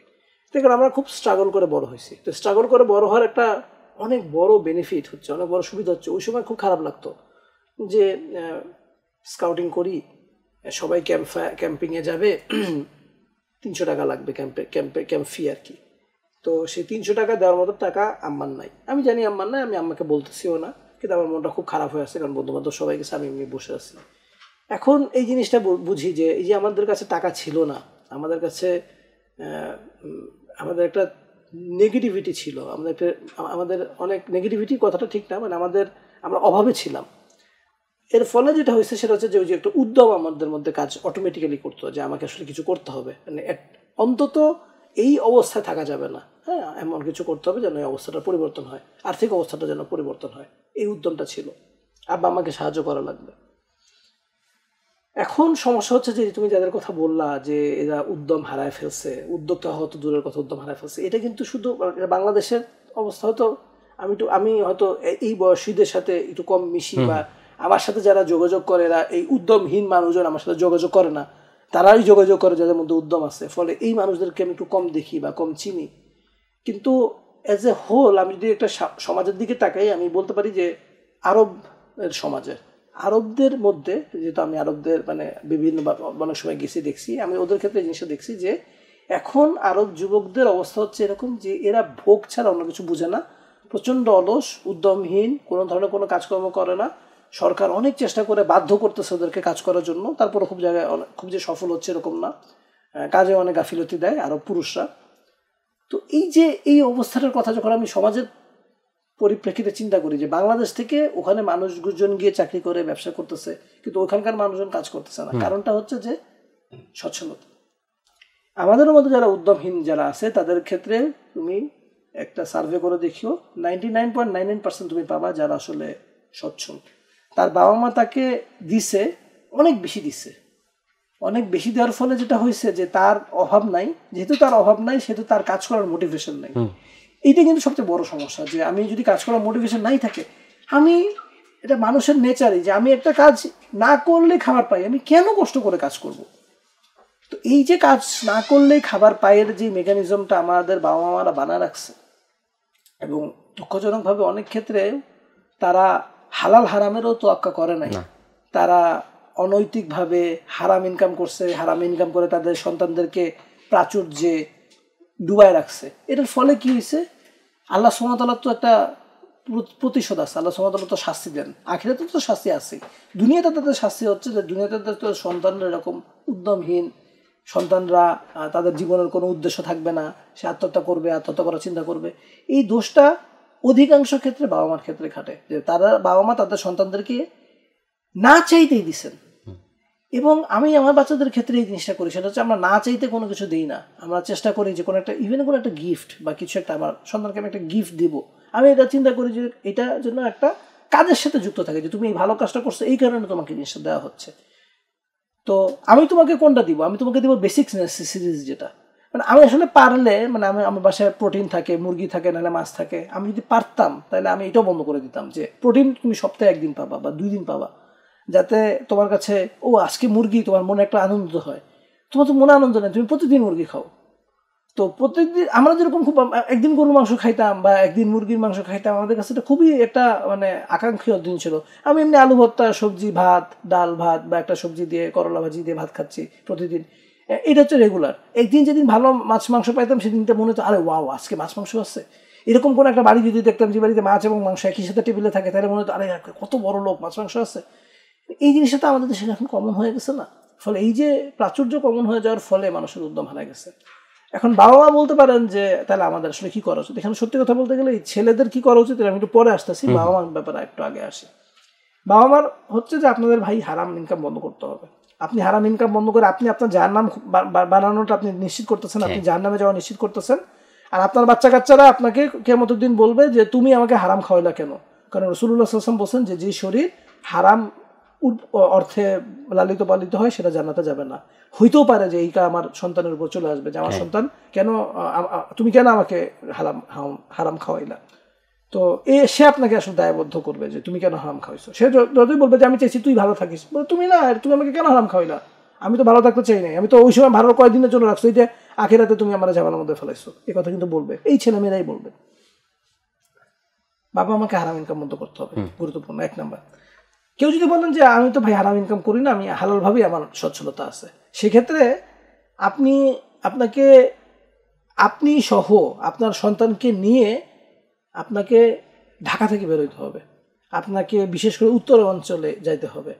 উত্তরাঞ্চলে যদি আপনি যান, আপনি দেখেন, যেমন আমি তো প্রায় আমার যাওয়া পরে, যেমন আমি গতকাল কয়েকদিন আগে আমি গেছি, আমি একটা পরিবারকে দেখলাম, এরা নদীর ধারে একটা বাঁধ দিয়ে একটা পানির ক্যানেল করা আছে, এটার পাশে একটা পরিবার থাকে, একটা পলিথিন, ধরো তুমি আমি বসে আছি এখানে, এই যে যতটুকু জায়গা নিয়ে এতটুকু জায়গার উপর একটা নীল রঙের পলিথিন, এই নীল রঙের পলিথিনের ভিতরে ওদের কিছু কাপড় চোপড় রাখা আছে, এবং এটাই হচ্ছে ওদের ঘর, যেখানে ওরা প্রচণ্ড শীত লাগলে ভিতরে যে ঢুকে, অথবা যদি বৃষ্টি পড়ে তাহলে ঢুকে। আর এছাড়া সবসময় খোলা মাঠেই থাকে। 5টা মেয়ে, একটা পরিবার, এদের কোনো ঘর নাই, এদের কোনো হয়তো কোনো ইনকামও নাই। আমি যা বুঝলাম যে সে হয়তো দিন মজুরের কাজ করে বা কিছু একটা করে, সে টুকটাক করে কিছু ইনকাম করে, না করলে সে ভিক্ষা করে, কিছু একটা করে সে তার বাচ্চাদেরকে কোনো রকমে খাওয়ায়, এবং সে এরা একটা ছোট্ট একটা 10 ফিট বাই 10 ফিট একটা পলিথিনের কুড়ে ঘরের মধ্যে থাকে। এখন আপনি যখন আপনার বাচ্চাকে নিয়ে এই জায়গাগুলোতে যাবেন, দেখবেন, আপনি বলবেন যে আল্লাহ আমাদেরকে অনেক দিচ্ছেন, তো ওদের প্রতি তো আমাদের একটা কর্তব্য আছে। এবং এটা শুধু কেউ যদি বলে যে ঠিক আছে আমাদের বাংলাদেশ হয়ে গেল, তারপর সারা বিশ্বে এরকম অনেক জায়গা আছে যেখানে মানুষ অনেক পোভার্টি রিডেন, অনেক দারিদ্র পীড়িত, তাদের জন্য তো আমাদের কাজ করার আছে। ফিলিস্তিনিতে মানুষ, বাচ্চারা খুন হচ্ছে, তাদের জন্য তো আমাদের কিছু করার আছে। সারা দুনিয়াতে অনেক জায়গায় অন্যায্য অন্যায় হচ্ছে। কারণ আমি মনে করতেছি যে আমি তো খেয়ে পরে বেঁচে থাকলেই হইলো, আমার তো কোনো টেনশন নাই, আমার তো উদ্যম থাকবেই না, আমি তো আর খেয়ে পরে বেঁচে থাকলে হইলো, ওটা তো আব্বা দিচ্ছে, আমার কাজ করার কি দরকার। সুতরাং আমাদের দরকার হচ্ছে যে আমাদের গরিব মানুষদেরকে সাথে নিয়ে যাওয়া, গরিব মানুষদেরকে দেখা, গরিব মানুষদেরকে দেখতে নিয়ে যাওয়া, এবং সন্তানকে সাথে নিয়ে যাওয়া, এবং সন্তানদেরকে এগুলো দেখানোর পর সন্তানদেরকে বলা যে দেখো তুমি যে খাবার খাচ্ছ, তুমি যে খাবারটা ফেলে দিচ্ছ, নষ্ট করতেছো, তুমি চিন্তা করো যে তোমার একদিনের খাবার এরা সারা বছরে একবারের জন্য যদি দেখে, ওরা মনে করে আল্লাহ আজকে কি হইলো, কি না কি পাইলাম। তুমি একদিনে নর্মালি যে খাবারটা খাও, তোমার একটা নর্মাল বোরিং দিন, এটা এদের জীবনের স্বপ্ন যে তারা ওই জায়গাটা যেতে চায়, এই বিছানাটা শুইতে চায়, এরকম একটা ঘরে সে থাকতে চায়। এটা হচ্ছে দেখতে যাওয়া, দেখানো। মানে আসলে মানুষ, আমরা তো যে জায়গাগুলোতে থাকি, আমরা একটা বানায় ফেলছি, একটা খুব ছোট্ট একটা বাবল বানায় ফেলছি, যে বাবলের মধ্যে আমরা থাকতেছি, আমরা খুব ভালো আছি, আমরা খুব ভালো থাকতে চাই। বাইরের দুনিয়াতে আসলে কি ঘটতেছে না ঘটতেছে এটা নিয়ে আমরা ইন্টারেস্টেড না। এবং আমরা সন্তানদেরকেও অনেক সময় চাই সেখান থেকে শিল্ড করে রাখতে চাই, তাদের সামনে সত্যটা আসলে তুলে ধরতে চাই না। হ্যাঁ, তুলে ধরতে চাই না। এবং কারণ ওই তো বললাম যে একটা ব্যাপার হচ্ছে, আমি যখন দুর্নীতি করতেছি ডেফিনেটলি অন্য কারো হক তো আমি মারতেছি, এবং আমার কাছে তো খারাপ লাগে যে আমি দুর্নীতি করতেছি কাকে বঞ্চিত করে। আমি যে সুদ খাচ্ছি, আমি যে সুদের টাকা বেতন নিচ্ছি, আমি যে সুদের মধ্যে সুদ সিস্টেমটাকে আমি লালন পালন করতেছি, এই সুদ সিস্টেমটা, এই মানুষটা এত গরিব কীভাবে হইলো? কারণ আমাদের এই সুদ ভিত্তিক অর্থনৈতিক ব্যবস্থার কারণে সে এত গরিব হয়েছে, তার সম্পদ শোষণ করে আমি নিয়ে আসছি, এই কারণে আল্লাহ সুবহানাহু ওয়া তাআলা সুদ নিষিদ্ধ করছেন। আমার কাছে তো খারাপ লাগবে, আমার বিবেকের পিছনে আমি জানি যে ওকে বঞ্চিত করে আমি ভালো আছি। এই কারণে মানুষজন শিল করে রাখে, তারা সন্তানদেরকে দেখতে দিতে চায় না। তো কিন্তু আমি তাদের কথা বলছি না, আমি তাদের কথা বলছি যে মনে করেন যে আমি হালাল ইনকাম করি, আমি চাই আমার সন্তানরা মানুষের মতো মানুষ হোক, আমার সন্তানরা অমানুষ হোক, আত্মহত্যা করে ফেলুক, আমি এটা চাই না। আমি হালালভাবে যেহেতু সচ্ছল আছি, সুতরাং তাদের জন্য বলছি তাদের কি করা উচিত। তো তাদেরকে এরকম এই গরিব জায়গাগুলোতে যাওয়া উচিত, গরিব এলাকাগুলোতে সন্তানদেরকে নিয়ে যেয়ে তাদেরকে সেটা দেখানো উচিত এবং তাদেরকে বলা উচিত যে তোমার উচিত এদের জন্য কিছু করা। এবং তাদের উচিত যারা হালালভাবে অর্থ উপার্জন করে সচ্ছল জীবনযাপন করতেছেন, তাদের অর্থ থেকে, সম্পদ থেকে একটা উল্লেখযোগ্য অংশ দান করে দেওয়া। এতটাই দান করে দেওয়া যে তাদের বর্তমান লাইফস্টাইল মেনটেন করা তাদের জন্য কষ্ট হয়ে যাবে। আমাদের ক্ষেত্রে কি হয়, আমার ক্ষেত্রে হচ্ছে যে আমি 1 লাখ টাকা ইনকাম করতেছি, আমার সংসার চালাইতে খুব ভালো, সব কিছু আরাম করে চলতে আমার 80,000 টাকা লাগতেছে। এই 80,000 টাকা দিয়ে আমি সংসার চালানোর পর আমার যে 20,000 টাকা উদ্বৃত্ত থাকে, আমি কিছু জমাচ্ছি, কিছু সেখান থেকে দান সদকা করতেছি। আমি এটাকে একটু চেঞ্জ করতে চাই। আমি চেঞ্জ করে বলতে চাই যে আপনি কাজ করবেন না, আপনার 80,000 টাকা যদি আপনার সংসার খরচ হয়, আপনি সেটাকে পুশ করে 60,000 টাকা নামায় নিয়ে আসেন, যেন আপনার সংসার চালাতে কষ্ট হয়। আপনার যেন ইচ্ছা হইলেই আপনি গ্রিল চিকেন কিনে নিয়ে চলে আসবেন, সেটা যেন আপনি না করতে পারেন। ইচ্ছা হলে রেস্টুরেন্টে খাইয়ে যাবেন, আপনি যেন সেটা না করতে পারেন। আপনার সংসার চালাইতে যেন টানাটানি হয়, কষ্ট হয়, আপনার যেন টাকা না থাকে। টাকাটা কি করবেন? আল্লাহর ব্যাংকে জমা রাখেন। টাকাটা কি করবেন? এই যে অভাবী মানুষ আছে সারা বাংলাদেশে, এখনো অনেক মানুষ আছে যারা দারিদ্র সীমার নিচে বাস করে, তাদের জন্য আপনার যে কাজ করা উচিত সেখানে দেন। অনেক মসজিদ জায়গা আছে যেখানে আমরা যাই, মসজিদে নামাজ পড়তে যাই। কোথায় মসজিদে না, মানে বাইরের রাস্তায় মানুষ নামাজ পড়ে। বাংলাদেশের মসজিদ, ঢাকাতে মসজিদ আমরা দেখতেছি যে মসজিদ হয়ে গেছে, এসি হয়ে গেছে, টাইলস হয়ে গেছে, দেয়াল হয়ে গেছে। এখন দেয়ালের বাইরে আরেকটা প্রাচীর হচ্ছে, সেই প্রাচীরে কারুকাজ হচ্ছে। কোথায় যাচ্ছে? আর ওখানে মানুষজন টাকা মানে জায়গা পায় না যে নামাজ পড়বে, এরকম একটা জায়গা পায় না, ছাড়া টালা বিছায় কোনো রকমের নামাজ পড়ে। মাদ্রাসাগুলোতে গেলে কি কষ্ট লাগে, যে বাচ্চাগুলো কি অবস্থায় জীবনযাপন করে। তা আপনার যে টাকাটা আপনি মনে করতেছেন, যেটা মানে আপনার যে টাকাটা হালাল টাকা, সেখান থেকে আপনি এমনভাবে টাকা দান করেন, এই পরিমাণে টাকা দান করেন যাতে আপনার সংসার চালাতে কষ্ট হয়। ওই টাকাটা দিয়ে যখন আপনি দিবেন, তখন আপনার ছেলেদের দেখবেন যে সে একটা টানটানির মতো থাকে। যখন সে মনে হবে যে আমার একটা জিনিস কিনতে ইচ্ছা করতেছে, কিন্তু আব্বার কাছ থেকে তো টাকা পাবো না, তখন তার মনে হবে যে ঠিক আছে, আমার কিছু করা দরকার, করলে আমি সেই টাকাটা পাবো, টাকাটা পাইলে আমি এই জিনিসটা কিনবো। আর যখন আপনার ওই টাকা 1 লাখ টাকা পুরোটাই আপনি তার পিছনে খরচ করে ফেললেন, সে একটা জিনিস চাওয়ার সাথে সাথেই দিলেন বা না চাইতেই দিয়ে দিলেন। বাচ্চা কাচ্চাদের হাতে এখন দেখি এই যে স্মার্ট ওয়াচ নিয়ে তারা ঘুরতেছে, ছোট বাচ্চা। এটা তো সে টাকা দিয়ে ইনকাম করে কেনে নেই, বাবা মা কিনে দিচ্ছে। কেন আপনি তাকে কিনে দিলেন? কেন আপনি তার জীবনের কোনো লক্ষ্য রাখলেন না যে আমি টাকা ইনকাম করে আমি এই জিনিসটা কিনবো? এরকম তার সামনে আপনি কেন কিছু রাখতেছেন না? সবই আপনি করে দিলে গেলে সে করবে কি?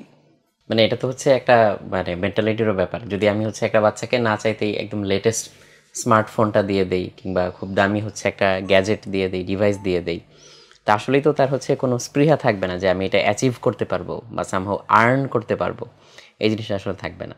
এই কারণে ওই যে উদ্যমহীন হচ্ছে, তার কাছে তো তার জীবনে কোনো অভাব নাই, তখন তার ওই যে দুঃখ বিলাসিতা হচ্ছে, তখন সে ফ্রাস্ট্রেশনে ভুগতেছে। বাকি যা যা তুমি বললে এখনকার ছেলে পেলে, ওই জিনিসগুলো তখন চলে আসে। হ্যাঁ, সন্তানদের কথা বলতে চাচ্ছিলেন, এটা তো প্যারেন্টসদের কথা গেল। ও হ্যাঁ, সন্তানদের কথা হচ্ছে যে সবার বাবা মা এই ব্যাপারটা বুঝবে এরকম না। এবং আমি অনেক বাবা মাকে দেখছি যে তাদেরকে আমি পরামর্শটা যখন দিচ্ছি যে আপনি আপনার ছেলেমেয়েদেরকে নষ্ট করে ফেলতেছেন, তখন সে এটাকে, তার বক্তব্য ছিল যে আমি যে কষ্ট করছি সেই কষ্ট আমি তাদেরকে করতে দিতে চাই না। অর্থাৎ মানে হচ্ছে যে আপনি জীবনে সফল হয়েছেন, কিন্তু আপনি চান না আপনাদের বাচ্চারা সফল হোক। তো এখন এইটা যেহেতু আপনি চান না, এরকম বাবা মা যেহেতু থাকবেই, সেহেতু যে সন্তানরা দেখতেছে এবং যার বাবা মা হারাম খায় না, হালাল ইনকাম করে এবং হালাল ইনকাম করে সন্তানদেরকে বেশি দিয়ে দিচ্ছে, তাদের কথা আমি বলতেছি। সেসব সন্তানদের উচিত এই ব্যাপারটার উপরে খুব অ্যাওয়্যার থাকা, খুব সচেতন থাকা, এবং সে যেন তার বাবা মার কাছ থেকে কোনো কিছু না নেয়, যদিও নেয় সে তাকে ফেরত দিয়ে দিবে যে আমার এটা দরকার নেই, তুমি আমাকে এটাকে দিও না। এবং সে ওই যেটা বললাম যে চারপাশের মানুষ, রাস্তার ছেলে, সে চিন্তা করবে যে আমি তো স্কুলে যাচ্ছি গাড়িতে করে, কিন্তু আমার পাশে একটা লেগুনা দাঁড়া আছে, সেই লেগুনার পিছনে একটা ছেলে দাঁড়ায় সে টাকা কালেক্ট করতেছে। তার জীবনটা কেমন? তার জীবনের সাথে একটা সম্পর্ক তৈরি করা, বা ওই ছেলেটার সাথে কথা বলা, রাস্তার এই গরিব বাচ্চাদের সাথে কথা বলা, তার জীবনের কি অভাব আছে, তাদের সাথে মেশা, তাদের জীবনটা নিয়ে চিন্তা করা, তাদের জন্য কিছু করা যায় কিনা, এইটা নিয়ে চিন্তা করা, এই কাজটা হচ্ছে সেই ছেলেটা করবে। সে যদি তার নিজের দিকে তাকায় খুশি হয়ে যায় যে আমি তো ভালো আছি, তাহলে কিন্তু সে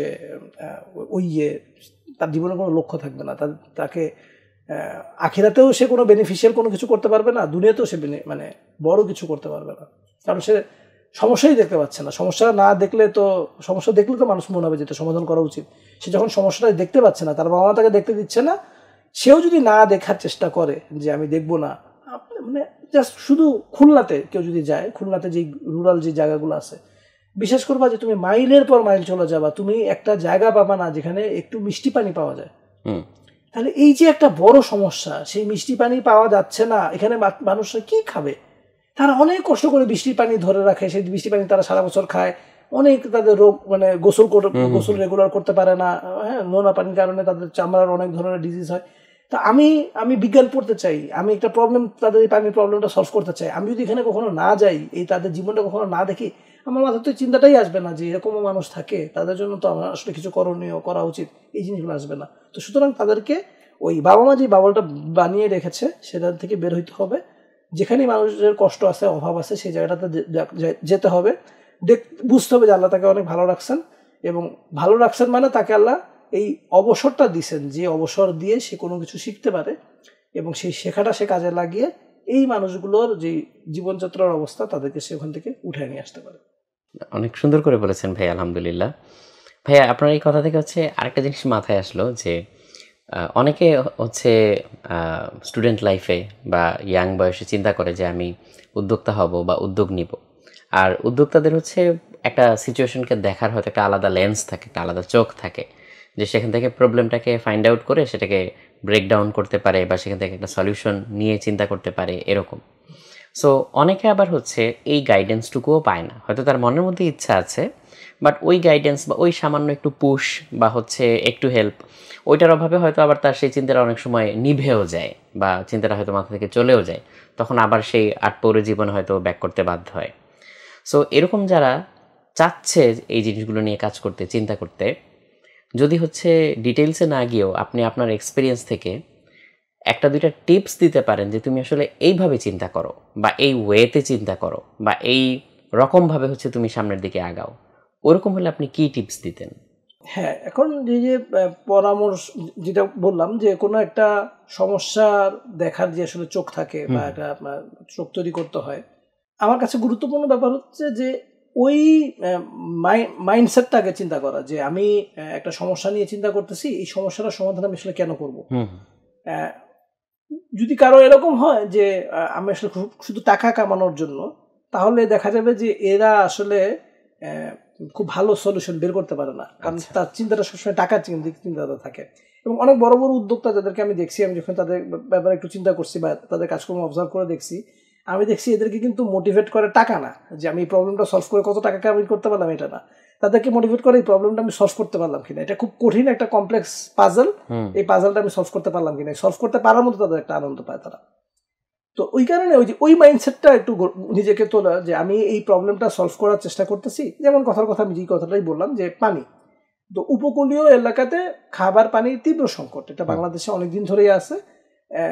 আমাদের ফারাক্কা বাঁধের কারণে হোক বা অন্যান্য যে কারণে হোক, এখানে এই সমস্যাটা দিন দিন প্রকট হচ্ছে, নোনা পানি আরো ভিতরের দিকে আসতেছে। তো এবং আরো অনেক এলাকার মানুষজনের পানি, আগে যারা মিষ্টি পানি পাইতো, এখনো তাদের পানিটা নোনা পানি চলে আসতেছে। তো আমি এইটাকে যখন সলভ করব, অবশ্যই আমাকে এভাবে সলভ করতে হবে যেন এটা সাস্টেনেবল হয়, অর্থাৎ আমার এই সমস্যাটা সমাধান করতে যেই পরিমাণ খরচ হবে, আমি যেন সেখান থেকে বাড়তি কিছু টাকা থাকবে যাতে এই সিস্টেমটা যাতে চলতে পারে। যদি আমার খরচ বেশি হয়ে যায়, তাহলে তো আর যে টাকা আসবে, তাহলে তো সিস্টেমটা চলবে না। তো স্বাভাবিকভাবেই মানে টাকা অল্প না অথবা বেশি এখান থেকে জেনারেট হবেই, কিন্তু আমাকে এমন একটা জিনিস চিন্তা করতে হবে যে আমি যে সলিউশনটা আনলাম, সমস্যার সমাধান করলাম, এটা আসলে কত বেশি মানুষকে ইম্প্যাক্ট ফেলবে। আমার কি এটা খুব বেছে বেছে খুব ধনী যারা তাদের সমস্যাটা সমাধান করবে, গরিব মানুষ সেটা থেকে উপকৃত হবে না এরকম, নাকি বেশি মানুষ এখান থেকে উপকৃত হবে, সাধারণ মানুষ উপকৃত হতে পারবে। আমাদের যেরকম যে এক্সপ্রেসওয়ে করা হয়েছে, এখানে গরিব মানুষ উঠতে পারে না, বাসে উঠতে পারে না, মোটরসাইকেল উঠতে পারে না, সিএনজি উঠতে পারে না, শুধুমাত্র ধনীদের গাড়ি চলে, এরকম একটা সিস্টেম করা হয়েছে, যে সিস্টেমটা করাই হয়েছে হচ্ছে ধনীদেরকে সার্ভ করার জন্য। তো আমি কি আসলে ওই জিনিসটা করব, নাকি আমি এমন একটা কিছু করব যেটা বেশিরভাগ সাধারণ মানুষের উপকার হয়? তো আমাদের সামনে যখন আসলে আল্লাহ সুবহানাহু ওয়া তাআলার সন্তুষ্টি ব্যাপারটা থাকবে, তখন আমরা বুঝবো যে আল্লাহ সেটাই পছন্দ করেন যেটা অল্প কিছু মানুষের উপকার না, বেশি মানুষের যেটাতে উপকার হয়। আল্লাহ সুবহানাহু ওয়া তাআলা সেটাই চান। আল্লাহর সমস্ত ডিজাইনগুলো, সিস্টেমগুলো এইভাবেই, যে বেশি মানুষের জন্য উপকার হয়। আল্লাহ সুবহানাহু ওয়া তাআলা বেশি বলছেন যে মদের মধ্যে অল্প একটু ভালো আছে, অনেক বেশি খারাপ, এই কারণে মদ নিষেধ, হারাম। তো এরকম অল্প একটু ভালো আর অনেক বেশি খারাপ, এই জিনিসগুলো আমরা আনবো না। আমাদের সিস্টেমটা আমরা যখন ডিজাইন করব, পরিবেশের আমাদের অল্প একটু উপকার হচ্ছে কিন্তু পরিবেশের অনেক বড় ক্ষতি হয়ে যাচ্ছে, তখন আমরা বলবো যে না না, এই জিনিসটা আমাদের সিস্টেমের মধ্যে দরকার নাই।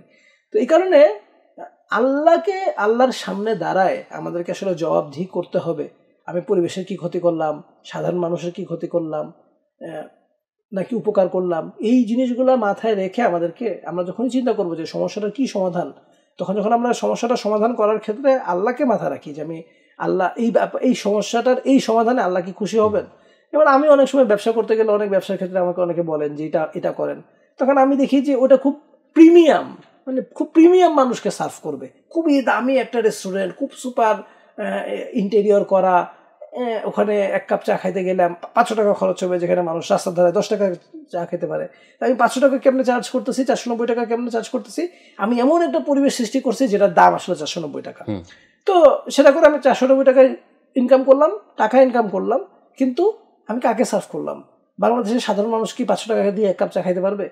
যাদের হারাম টাকা তারা খাইতে পারবে। আমি তাদেরকে সার্ভ করতে চাই না, আমি তাদের জন্য কোনো কিছু করতে চাই না, এটা আমার ভিতর থেকে আসে না। তো এই যে আমি কেন ভিতর থেকে আসে না, কারণ আমি চাই যে আমার যেটুকু সময়, সেই সময়টুকু জন্য সাধারণ মানুষের সার্ভিংয়ে আসে, সাধারণ মানুষের উপকারে আসে। প্রিমিয়াম ক্লাসের হারামখোর যারা, তারা তো চাইলেই আমেরিকাতে যে এই কাজ করতে পারে, তারা অলরেডি অন্য জায়গায় করেও, এইসব জায়গায় তারা খাওয়া দাওয়া করছে, এই ধরনের রেস্টুরেন্টে তারা খাইছেও, এই ধরনের প্রিমিয়াম সেকশনে তারা চলাফেরাই করে। তাদেরকে বাংলাদেশে এই টাকা ইনকাম করার আমার দরকার নেই, কিন্তু আমি চাই সাধারণ মানুষের জন্য আমি যে সলিউশনটা বের করবো সেটার জন্য সাধারণ মানুষের জন্য হয়, বেশি মানুষের বেনিফিট হয়, কারণ এটাতে আল্লাহ সুবহানাহু ওয়া তাআলা খুশি হবেন। আর বাকি যেটা, যে উদ্যোক্তা হিসেবে আমার যে সিস্টেম চলা বা আমার যে টাকা ইনকাম আসবার, সেটা তো আসবেই, মানে এটা কিন্তু লজিক্যাল সিকোয়েন্স, এটা এমনি আসবে, আমি না চাইলেও আসবে। সিস্টেমটা ডিজাইনই হবে যে যেন ওখানে বেনিফিটটা বের হয়ে আসে। না, এটাও অনেক সুন্দর করে বলেছেন ভাইয়া, যে এই লেন্সটা থাকা উচিত যে আমি আসলে যেই সলিউশনটা করবো এটা আসলে কেন করব, এই কেনটাতে হচ্ছে একদম ডিপে যাওয়া দরকার, যে এটা আসলে কাকে ইম্প্যাক্ট ফেলবে বা কার উপরে হচ্ছে এটা প্রভাব বিস্তার করবে। ভাই, এখান থেকে আরেকটা প্রশ্ন আসে যে যদি আমরা কোনো উদ্যোগ নিতে চাই বা কোনো কিছু নিয়ে কাজ করতে চাই, তখন অনেক হচ্ছে চ্যালেঞ্জেস আসে, অনেক হচ্ছে বাধা বিপত্তি আসে, অনেক ফেইলিয়ার আসে। সো যে উদ্যোগ নিয়ে হচ্ছে অনেক সময় বলা হয় যে 10টা উদ্যোগের মধ্যে হয়তো একটা সফল হয়, বাকি 9টাই হয়তো হচ্ছে বন্ধ হয়ে যায়। সো চ্যালেঞ্জ এবং হচ্ছে ব্যর্থতা, এই দুইটা মোকাবেলা করার জন্য আপনার পার্সোনাল স্ট্র্যাটেজি কি?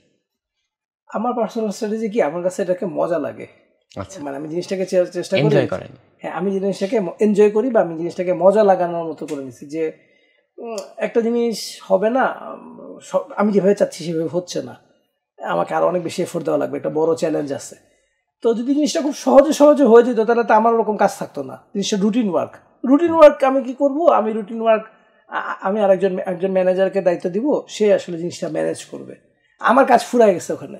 তাহলে এমন জায়গা যেখানে চ্যালেঞ্জ থাকবে, তাইলেই বোঝা যাবে যে হ্যাঁ, এখানে আমার কাজ করার সুযোগ আছে। অনেক বড় চ্যালেঞ্জ, আমি রাস্তায় বের করতে পারতেছি না, খুবই ডিফিকাল্ট। যেমন আমার সামনে এখন এরকম পার্সোনাল যে একটা প্রজেক্ট আছে, দুই একটা প্রজেক্টে এরকম বড় চ্যালেঞ্জ নিয়ে আমি আসি। তো এখন এই যে এত বড় একটা সমস্যাগুলো ডিকনস্ট্রাক্ট করে ছোট ভাগ করে সেটাকে সলভ করে আস্তে আস্তে আবার পাজলটা মিলে বড় সমস্যাটা সমাধান করা, এইটা কিন্তু খুব মজার ব্যাপার। তো আমার কাছে মনে হয় যে কেউ যদি জিনিসটাকে মজা লাগাতে পারে, যে ব্যর্থতা আমি ভাবছিলাম এভাবে হবে, সেভাবে হয় নাই, আচ্ছা ঠিক আছে, তাহলে এই ব্যর্থতা কথাটা তো আমি বলতে চাই না, আমরা আসলে বলতে চাই যে চ্যালেঞ্জ, যে আমি যেভাবে চাইছিলাম সেটা সেভাবে হয় নাই, তাহলে হচ্ছে এটা আমার জন্য একটা চ্যালেঞ্জ, এটা অন্য কোনোভাবে হবে ইনশাল্লাহ হবে, কোনো না কোনোভাবে হবে। তো মজা যদি লাগাতে চায়, যে এবং আমি মনে করি যে সত্যি যারা উদ্যোক্তা, তাদের ব্যাপারটা এরকমই, তাদের কাছে এটা মজাই লাগবে, যে এটা তো হচ্ছে না, তাহলে কেমনে হওয়ানো লাগে। সবই যদি হয়ে যায় তাহলে আসলে তো তার কাছে জিনিসটা করতে মজা লাগবে না, কারণ সে আসলে চ্যালেঞ্জ নিয়ে, চ্যালেঞ্জটা মোকাবেলা করে, চ্যালেঞ্জ ফেস করে প্রবলেমটা সলভ করবে। উদ্যোক্তাদের সত্যিকার মজার জায়গাটা কিন্তু ওইটা, সে সেলফ স্যাটিসফ্যাকশন খুঁজে পায় ওইখানে। টাকা, আমি বলছি না যে টাকা কামানোতে কিন্তু সে সেলফ স্যাটিসফ্যাকশন অ্যাকচুয়ালি খুঁজে পায় না, ওটা বাই প্রোডাক্ট। অনেকেই আমি দেখছি যে তারা আসলে ওখানে মজা পায় না, তারা মজা পায় হচ্ছে যে আমি এমন একটা প্রবলেম সলভ করলাম যেটা আমার আগে অনেকে চেষ্টা করছে কিন্তু সে সেটা প্রবলেম সলভ করতে পারে নাই, কিন্তু আমি চেষ্টা করছি, আল্লাহর কাছে সাহায্য চাইছি, আল্লাহ আমাকে তৌফিক দিয়েছেন, আমি এই প্রবলেমটা সলভ করতে পারছি, এটার একটা আসলে আলাদা স্যাটিসফ্যাকশন আছে।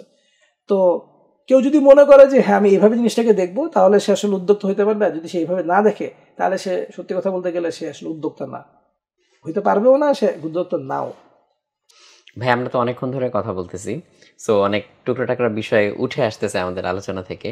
তো মোটামুটি আমরা হচ্ছে আজকে আমাদের যে অ্যালোকেটেড টাইম ওইটারও কাছাকাছি চলে আসছি। বাট যাবার আগে ভাইয়া আপনার কাছ থেকে যদি দুইটা জিনিস জিজ্ঞেস করি, যে যারা আমাদের এই অনুষ্ঠানটা দেখতেছে, তো তাদের মধ্যে অনেকে তো স্টুডেন্ট, অনেকে ইয়াং প্রফেশনালস, সো তাদের হয়তো লাইফ এখনও অনেক দেখা বাকি আছে। সো অনেকে হয়তো জাস্ট রিয়েলিটিটা বোঝা শুরু করছে এখন, বা হচ্ছে বাস্তবতার সাথে পরিচয় হচ্ছে এইরকম। সো এরকম একটা স্টেজে অনেক সময় হচ্ছে অনেক ভালনারেবিলিটি চলে আসে। সো অনেকে খুব অল্প হয়তো কোনো কারণে হচ্ছে হয়তো বিপদগামী হয়ে যায়। আমি তো একটা দিক বললাম যে অনেকে হতাশার মধ্যে ঢুকে হয়তো সুইসাইডাল টেন্ডেন্সিও চলে আসে, আবার অনেকে হচ্ছে হয়তো ড্রাগসের দিকে ঝুঁকে যায়, এরকমও অনেক নজির আছে আমাদের। সো যদি বলি যে এমন দুইটা কাজ যেটা হচ্ছে আপনি করতে বলবেন যে এই দুইটা কাজ অবশ্যই করবা, আর হচ্ছে দুইটা কাজ যে কখনোই করবা না, একদম শতহস্তে এখান থেকে দূরে থাকবা, তাহলে প্রথম কোন জিনিসটা আপনার মাথায় আসবে? প্রথমে আমি কমন বলি। সেই কমন কাজটা হচ্ছে, যে কাজটা অবশ্যই করবা সেটা হচ্ছে প্রতিদিন কোরআন পড়বা। কোরআন অর্থ সহ পড়বা। যদি কোরআন তুমি শুদ্ধভাবে পড়তে পারো তাহলে তো আলহামদুলিল্লাহ। যদি শুদ্ধভাবে পড়তে না পারো, এটা তার লাইফের একেবারে ফার্স্ট প্রায়োরিটি লিস্টে রাখতে হবে যে না, আমি কোরআন শুদ্ধভাবে পড়তে পারি। কারণ কোরআন শুদ্ধভাবে পড়া এবং কোরআন শুদ্ধভাবে শোনা, এটা আমাদের যে নিউরন, আমাদের যে সেল, আমাদের যে সিস্টেম, এই সিস্টেমের মধ্যে কোনো একটা অদেখা ইফেক্ট ফেলে। এরকম না যে আমি শুধু অর্থ পড়ে গেলাম, অর্থটা খুবই গুরুত্বপূর্ণ, কিন্তু আমাদেরকে মাথায় রাখতে হবে যে কোরআন শব্দ এবং পড়ার শৈলী, কিভাবে আমি তিলাওয়াত করব, তিলাওয়াতের নিয়ম এবং অর্থ সব সহ নাজিল হয়েছে। তো ফলে যখন আমাদের অনেকে আছে যারা কোরআন হয়তো পড়ে, কোরআন স্টাডি করে, কিন্তু সে কোরআন শুদ্ধভাবে পড়তে পারে না। এটা হওয়া উচিত না। আমাদের শুদ্ধভাবে পড়তে পারতে হবে, শুদ্ধভাবে, এবং নিজে যখন পড়বো নিজে শুনবো, এই জিনিসটা থাকতে হবে, এবং একই সাথে অর্থ পড়তে পারতে হবে। গুড টু হ্যাভ হচ্ছে যে কেউ যদি আরবিটাও শিখে ফেলে, আরবিটা অর্থ যদি সে বুঝে, তাহলে সে কোরআনের এমন মজা পাবে, এমন অনেক কিছু বিউটি আছে কোরআনের মধ্যে, যে আরবি ভাষাটা না জানলে সে ওই বিউটিটা দেখতে পারবে না, ওই মজাটা সে পাবে না। এবং এটা একটা মানে আনফ্যাদমেবল, আমি সরি যে আমার কথা ইংরেজি বেশি চলে আসে, মানে এটা এত গভীর একটা জিনিস যেটার তল খুঁজে পাওয়া যায় না, এত আনন্দের একটা ব্যাপার। এবং এই কারণে আমরা আমাদের আলেমদেরকে দেখছি যে তারা বলছেন যে দুনিয়ার রাজা বাদশারা যদি জানতো যে আমাদের কাছে কি ঐশ্বর্য আছে, তারা এসে যুদ্ধ করতো আমাদের কাছে এটা নেওয়ার জন্য। এবং আমিও পার্সোনালি এর আগেও বলছি যে অনেক সময় অনেক বহু বিলিয়নিয়ারদেরকে দেখে আমার কাছে মনে হয়েছে যে এর লাইফে আসলে কোরআন অর্থ সে আরবি পড়তে পারতেছে না, আরবির অর্থ সে বুঝে না, সে আসলে দুনিয়ার মজাটাই পায় নাই, দুনিয়ার জীবনের মজাটাই পায় নাই, আখিরাতের জীবনে তো আসলে আছে। এটা হচ্ছে প্রথম কথা, যে অবশ্যই করতে হবে, কোরআন শুদ্ধভাবে পড়তে পারতে হবে, এবং কোরআন অর্থ বুঝে পড়তে হবে শুরু থেকে শেষ পর্যন্ত, এবং এটা রেগুলার করতে হবে। এমন না আমি কোরআন শুরু থেকে শেষ পর্যন্ত একবার পড়ছি, আমি জেনে গেছি কি আছে, এটা শেষ না। প্রতিনিয়ত পড়তে হবে। এবং কোরআনের মুজেজা হচ্ছে একটা, যে কোরআন যখনই পড়া হবে তখনই একটা নতুন অর্থ বের হবে। আমি এই অর্থটা আমি পড়ছি, বাংলা শব্দই, বাংলা বাক্যই, ইংরেজি বাক্যই, কিন্তু এই বাক্যটা আমি আবার পড়লে আমার মাথায় অন্য একটা চিন্তা আসবে, যেটা 122 বার আমি আগে পড়ছিলাম, এই 123 বারের মাথায় যে চিন্তাটা আসছে, এটা গত 122 বার আমার মাথায় আসেনি। এটা হচ্ছে কোরআনের একটা মুজেজা, যেটা আসবেই। তার মানে রেগুলার জন্য পড়া হয়, রেগুলার পড়তে হবে, এটা হচ্ছে একটা জিনিস অবশ্যই করতে হবে। দ্বিতীয়ত যেটা, সেটা হচ্ছে যে আল্লাহ সুবহানাহু ওয়া তাআলার সাথে সম্পর্ক তৈরি করতে হবে। আল্লাহ সুবহানাহু ওয়া তাআলার সাথে সম্পর্ক তৈরি করার ক্ষেত্রে ছেলেদের ক্ষেত্রে 5 ওয়াক্ত নামাজ মসজিদে গিয়ে পড়তে হবে। আমরা মানুষ সামাজিক জীব, এবং পুরুষদের জন্য বাইরে যাওয়া, সূর্যের আলোতে যাওয়া, রোদের মধ্যে কিছুক্ষণ থাকা, মসজিদে হেঁটে যাওয়া, হেঁটে আসা, এটা হচ্ছে মিনিমাম কাজ। আমি যখন বললাম ইন্টারমিডিয়েটে যখন আমি 15-16 ঘন্টা পড়ছি, এটা আমার বড় সমস্যা ছিল। আমি কিন্তু ঘরে বসে পড়তাম, নামাজও ঘরে পড়তাম, এটা ঠিক হয়নি আমার একেবারে করা। তো সুতরাং আমাদের অল্প বয়স থেকে মসজিদে যাওয়ার অভ্যাস করতে হবে, এবং রেগুলার মসজিদে যেয়ে হেঁটে মসজিদে যাব, হেঁটে মসজিদ থেকে আসবো, এবং মসজিদে জামাতে নামাজ পড়বো। এটা পুরুষদের জন্য অবশ্য করণীয়। তাহলে অনেক হার্ম যেটা একাকী থাকলে হয়, সেখান থেকে বের হয়ে যাওয়া যাবে। আর যেহেতু এখন সমাজেও বাচ্চা কাচ্চা আমাদের যে দেওয়া হয়েছে যে 2টার বেশি বাচ্চা নয়, একটা বেশি ভালো হয়, এখানে একাকী থাকার প্রবলিটি অনেক বেশি বাচ্চাদের ছেলে সন্তানদের ক্ষেত্রে, সেক্ষেত্রে তাদের জন্য কাজটা করতে হবে। আর মেয়েদের ক্ষেত্রে হয়তো তারা মসজিদে যেতে পারছে না, তাদের উপর একটা ফরজও করা হয় নাই, তাদেরকে অন্যভাবে বানানো হয়েছে, তাদের জন্য ওই জিনিসের দরকারও নাই, কিন্তু তারপরেও যেন তারা অবশ্যই ঘরের কাজ করে।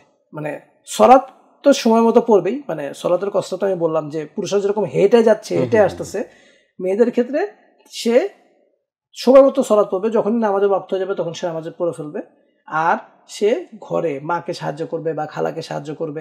আমার পরীক্ষা আছে, সমস্যা নাই, কিন্তু খুবই গুরুত্বপূর্ণ পরীক্ষা করে জীবন শেষ করে দিচ্ছে এরকম আমরা বহু দেখছি। কিন্তু এই ঘরের কাজ করার মধ্যে এটা একটা অভ্যস্ততার ব্যাপার আছে, এটা কিন্তু অনেকে অভ্যস্ত হতে পারে না, মানে এটাকে অনেক সময় আমরা ছোট হিসেবে দেখি। হ্যাঁ, এখন কিন্তু ব্যাপার হচ্ছে কি, মেয়েদেরকে বলা হচ্ছে যে সে কর্পোরেট ওয়ার্ল্ডে যদি সে 30,000 টাকার বেতনে চাকরি পায় এটা তার জীবনের সফলতা। হ্যাঁ, এখানে সে সম্মান খুঁজে পায়, কিন্তু মেয়েদের সম্মান ওই 30,000 টাকা চাকরি করার মধ্যে না। মেয়েদের সম্মান হচ্ছে তার বাবা, তার মা, তার সন্তান এবং ভবিষ্যতে তার স্বামী এবং তার সন্তান, এদের জন্য খাবার তৈরি করা, এদের ঘর সংসার দেখে রাখা, যেটা আমরা এখন তুচ্ছ বানায় ফেলছি। এই কথাটা বললে মানুষ বলবে কি ঘর দেখা, ঘরে থাকা, এটা কি, এটা তো কোনো, এটা তো আমাকে কি ঘরে বানানো আটকা রাখার জন্য তৈরি করা হয়েছে।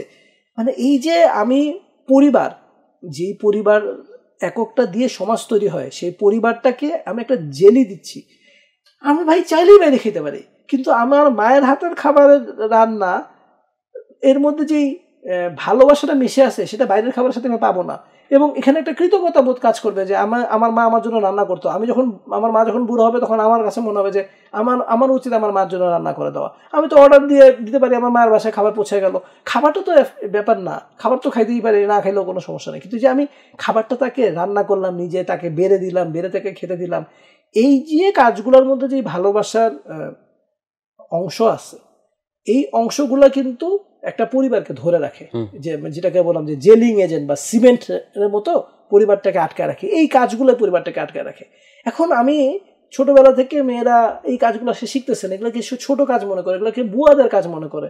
হ্যাঁ, এই কাজ এর ফলে দেখা যাচ্ছে যে এই পরিবারগুলা এখন অনেক বেশি মানে ভাঙন হয়, পরিবারের সে ভালোবাসাটা তৈরি হয় না, পরিবারের একে অপরের প্রতি কোনো তুমি তো আমাকে কিছু দেও না, আমি তোমাকে কি দিব, এই জিনিসগুলা হয়ে যাচ্ছে। কারণ যে ভালোবাসার যে আচরণগুলোর মাধ্যমে ভালোবাসা প্রকাশ পাবে, সেই আচরণগুলো তো এখন অনুপস্থিত হয়ে গেছে। আমি আপনাকে ভালোবাসি কথা বলে কতক্ষণ, আমার পিপাসা লাগছে, আপনি আমাকে একটু শরবত বানায় এনে দেন নাই, এখন আপনি কোনো ফিলও করেন নাই যে আপনি যে ভালোবাসার প্রকাশ হচ্ছে যে আমি আপনাকে একটু শরবত বানায় এনে দিলাম, লেবু শরবত, এটা যে একটা আমি বানায় ফ্রিজে রাখছি, তার মানে আমি 1 ঘন্টা আগে চিন্তা করছি, আমি চাওয়ার পর পাই নাই, তার মানে যে আপনার মনের মধ্যে আমার একটা অংশ আছে যেটা নিয়ে আপনি চিন্তা করে আমার জন্য এই কাজটা করলেন। এই বহিঃপ্রকাশ তো মুখে বললে হবে না। তো এই কাজগুলো যেন যেটা ঘর সংসারের কাজ, যেগুলা মেয়েরা যেন এই ঘর সংসারের কাজগুলা অল্প বয়স থেকে, সে 6-7 যেই ক্লাসে সে পড়ুক, তার সাধ্যমতো সে যেন সেই কাজগুলো করে। শুধু পড়াশোনা করে দিয়ে যে এগুলো কোনো গুরুত্বপূর্ণ কাজই নেই, এগুলো তোমার করার দরকার নেই, অনেক বাবা মায়ের কথাগুলো বলবেন, যে বোঝার সে যেন বোঝে সে যেন এই কাজগুলো করে। এবং ছোট বয়স থেকেই দেখবে যে একটা মেয়ে 6-7 পড়ে, সে একটা মেয়ে একটা রান্না করে দিলে তার বাবা কত খুশি হবে। এই জিনিসগুলো যেন মেয়েরা, কিছু কাজ আছে মেয়েরা যেন করে। তাহলে প্রথম কথাটা বললাম কোরআন পড়া, আর দ্বিতীয়টা বললাম যে হচ্ছে যে জামাতে, পুরুষদের ক্ষেত্রে জামাতে আসা যাওয়া, আর মেয়েদের ক্ষেত্রে বললাম যে ঘর সংসারের কোনো কাজ করা, যেন সে ঘরের বাঁধনটা সে তৈরি করে। একজন সমাজের বাঁধন তৈরি করবে ছেলেরা, আর মেয়েরা ঘরের বাঁধনটা তৈরি করবে। এই জিনিসের যে প্রিপারেশনগুলা, প্রস্তুতিগুলা, এটা যেন তারা নেয়, এই দুইটা কাজ যেন অবশ্যই তারা করে। ইসলামে যে কাজগুলো ফরজ সেগুলোর বাইরে বলছি, হ্যাঁ, যেগুলা যদিও জামাতে নামাজ পড়া অনেক আলেমদের মতে এটা একটা ফরজ কাজ, কিন্তু যেগুলো কাজ ফরজ সেগুলো যেন অবশ্যই করে। ফরজ কাজগুলোর কথা আমি বলি নেই, এই কথাগুলোর বাইরে বললাম এই দুইটা কাজ অবশ্যই করে। বর্তমান পরিপ্রেক্ষিতে এটা আমার কাছে ফরজ বলে মনে হয় আর কি। আর যে দুইটা কাজ অবশ্যই করা যাবে না, সেইটার মধ্যে প্রথম ব্যাপারটা হচ্ছে যে আমরা অনেক সময় মনে করি যে আমাদের জীবনের যেই মানচিত্রটা, যে আমরা জীবনে কি করব, কি করা উচিত, এইটা সম্পর্কে এই জিনিসটা আমরা বুঝি না অনেক সময়, যে আমরা কি করব, মানে আমরা অনেক সময় মানুষ প্রশ্ন করে না কি করব, জানি না, বুঝি না। তো এই কারণ সে কেন বুঝে না, এটার বড় কারণ হচ্ছে যে সে ইসলাম সম্পর্কে জানে না বা ইসলাম সম্পর্কে শেখে না। তো বা সে মনে করতেছে যে এতদিনে কি হবে, জানলে বোধহয় আমার মানা লাগবে, এরকম একটা সমস্যা সে অনেকে বলে বা চিন্তা করে, বা অনেকে এটাকে গুরুত্ব দেয় না। তো যেটা একেবারেই করা যাবে না, সেটা হচ্ছে ইসলাম সম্পর্কে অজ্ঞ থাকা যাবে না। যদি কেউ কোরআন পড়ে তাহলে সে অবশ্য সেই প্রবলেমটা সলভ হবে, কিন্তু তারপরেও আমাদের জীবনে আরো বহু জায়গা আছে যে শুধু কোরআনের নাই, হাদিসে আমাদের অনেকগুলা শিক্ষা দেওয়া আছে, আলেমদের কাছে অনেকগুলো শিক্ষা পাওয়া যায়। যে শিক্ষাগুলো আমাদেরকে আমাদের জীবনের প্রত্যেকটা কাজ করার আগে আমাকে আসলে জিনিসটা জেনে নিতে হবে যে আমি যে কাজটা করতেছি এটা কি আল্লাহ খুশি হচ্ছেন নাকি অখুশি হচ্ছেন। ফলে এই যে আল্লাহর ব্যাপারে আমি সচেতন না, আমি না জেনেই হুট করে একটা কাজ করে ফেলতেছি, এই ইসলাম সম্পর্কে অজ্ঞ আছি, আমাদের যে বেসিক কোড অফ লাইফ ইসলাম, সেই জিনিসটার ব্যাপারে অজ্ঞ থাকা, এটা কোনোভাবেই অজ্ঞ থাকা যাবে না।